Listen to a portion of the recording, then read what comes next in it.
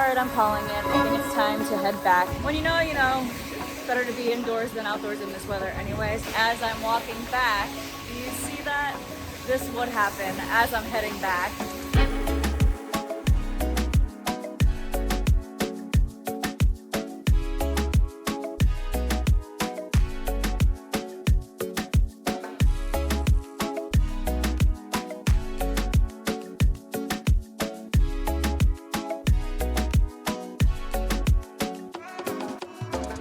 Spain is only a 6-hour flight away from New York City, and what's better than 24 hours is squeezing everything you can into a weekend window.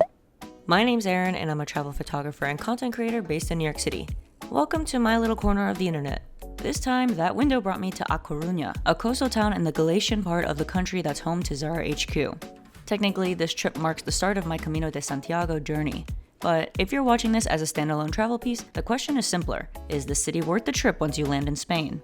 If you're coming directly from the States, you'll likely fly into Madrid first, then connect either by a short flight or the run-fare train. In my case, I was already in Europe after flying in from London, and my final hop landed me at A Coruña airport. Just landed in A Coruña in the Galicia part of northern Spain. I took off from Gatwick in London, and it was about an hour and a half plane ride. When I landed in Heathrow, I talked about how they specifically aren't stamping US passports, even though I tried to go to the assistance lane to speak to a border patrol agent. They said, if you have a US passport, they're not stamping. Lots of people going crazy in the comments being like, oh, that's been a thing for years, blah, blah, blah, whatever. And then I believe in mid-October, it's gonna be rolling out to the rest of the EU. Well, I just landed in Spain and I did get a passport stamp. So I'm very happy about that. Although that being said, it's not October yet. So I don't know if once October happens, that's gonna change. I also wonder if the rollout is between bigger airports versus smaller airports. Like the La Coruña airport is super small, super quiet. I feel like I have to whisper here and there's no one around.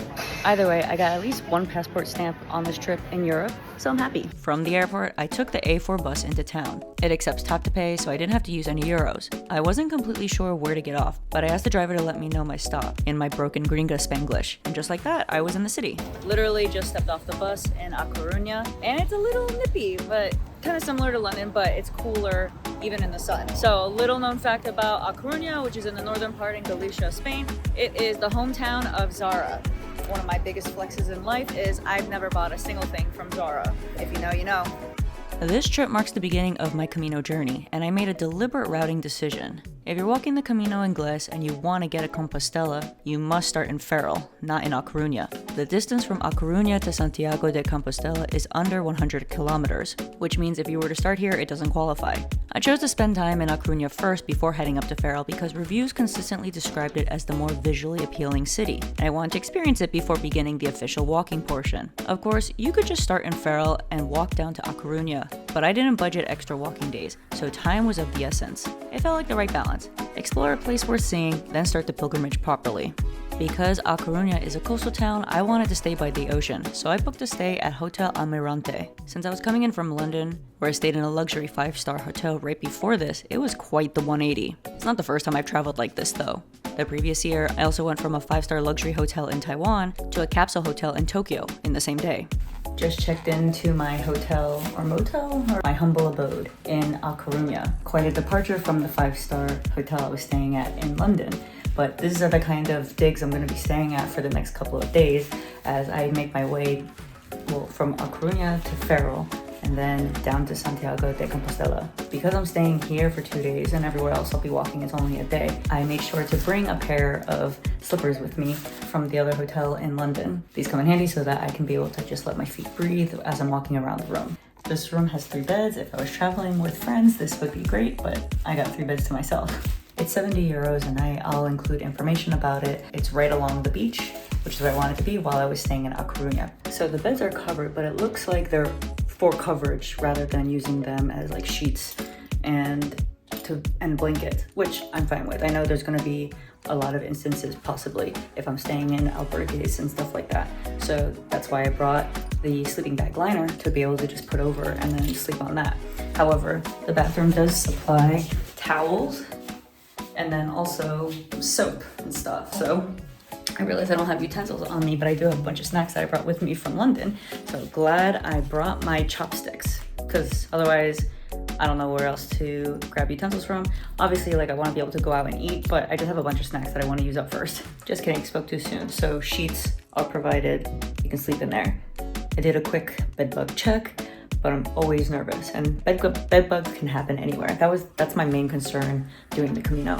I've experienced bed bugs. One of my previous apartments had them. Still traumatized about them to this day, but so far so good. It looks barren, which is actually preferred. So hopefully everything is smooth sailing on this trip. This hotel worked for a couple of nights. Towels and sheets were provided, but no hairdryer, which I would come to learn is apparently an amenity in the cheaper accommodations in Spain. Not having a hairdryer readily available was a rude awakening, since I've never experienced that before. Technically, I would categorize this place as a motel. Usually, even motels have provided hairdryers. Now, that's something I've never experienced before. I've been at a lot of dingy places. I mean, not that this is dingy, it's just bare bones. They've always provided a hairdryer, and obviously I'm not gonna bring that with me. I don't have the weight capacity to bring even a mini hairdryer with me. Again, not a big deal.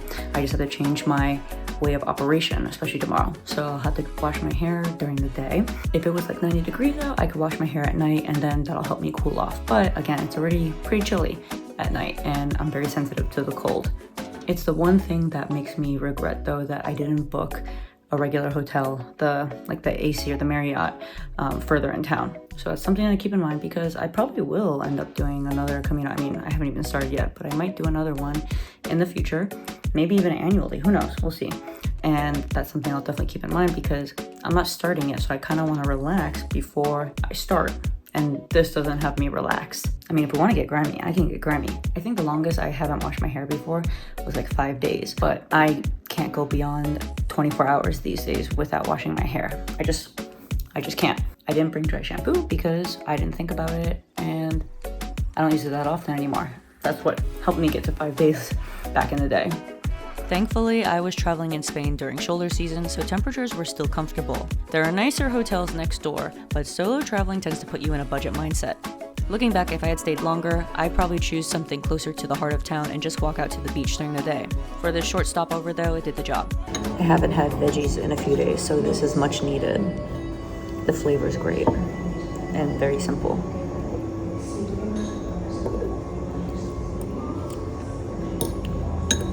A Coruña carries a distinct personality, and it feels a mix of urban, commercial, and coastal. You can find students everywhere because of the university's presence, so the city has a lot of young people everywhere.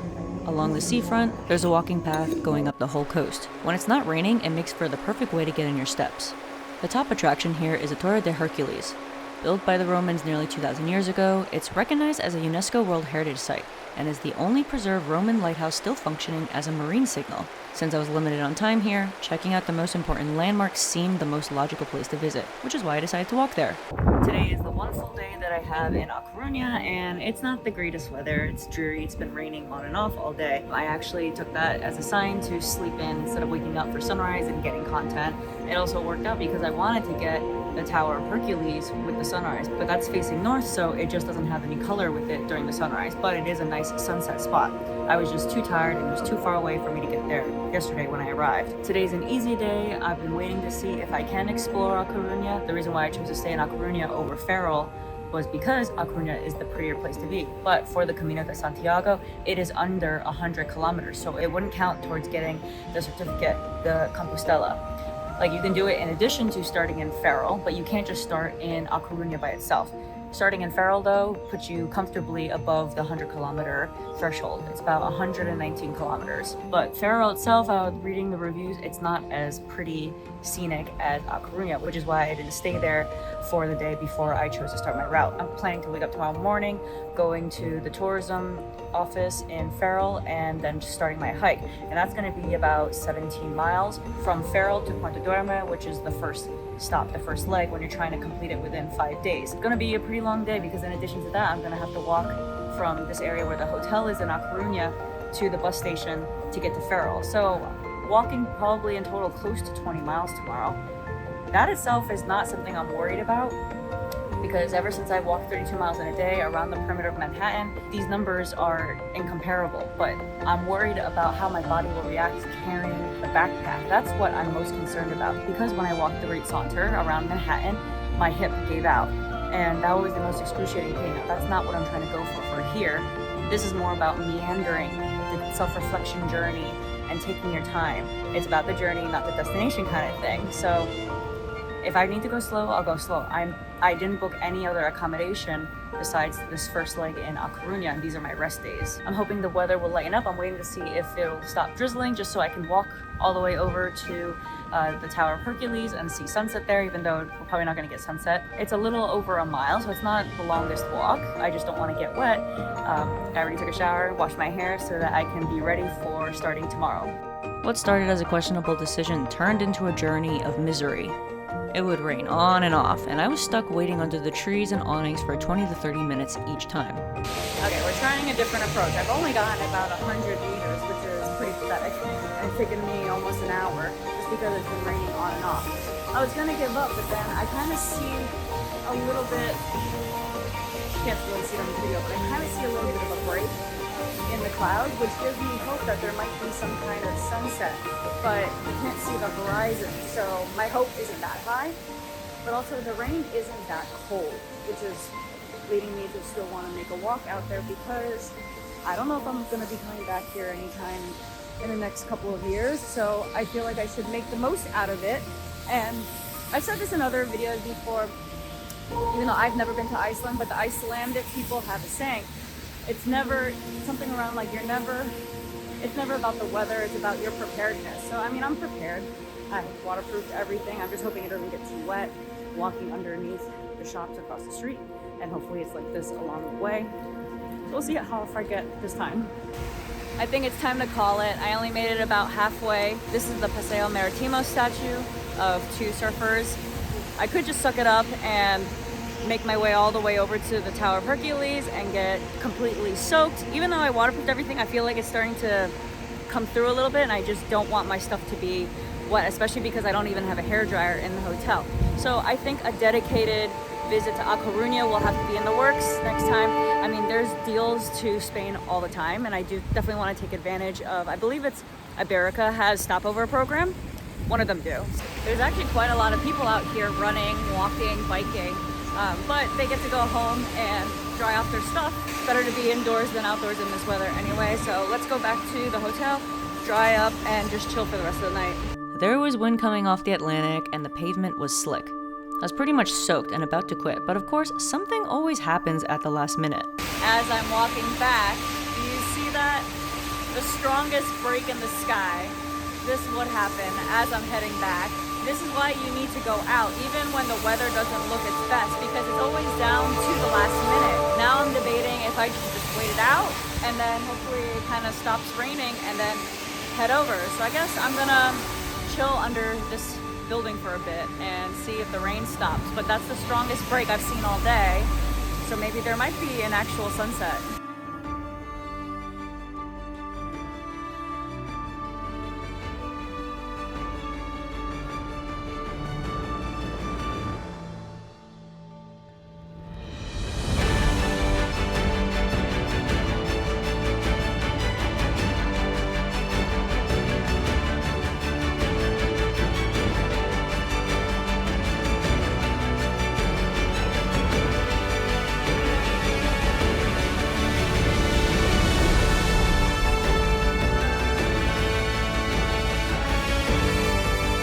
To the Tower of Hercules.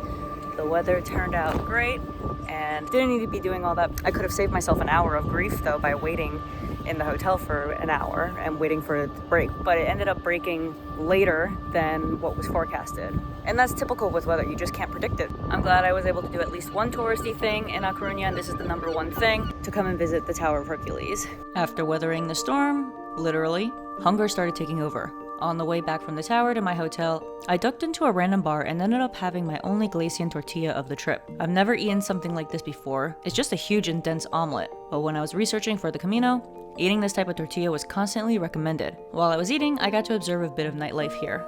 It's more chill, where people just hang out, sit around eating and drinking. I noticed there were also speckles of solo women eating their omelets too, so I was in good company. Regarding costs, A Coruña sits on the lower end price-wise, especially when compared to cities like Madrid. Meals, coffee, and accommodations felt more approachable. It makes A Coruña an appealing option if you're looking for a weekend trip that doesn't hit the budget as aggressively as the major hubs. So is A Coruña worth the transfer?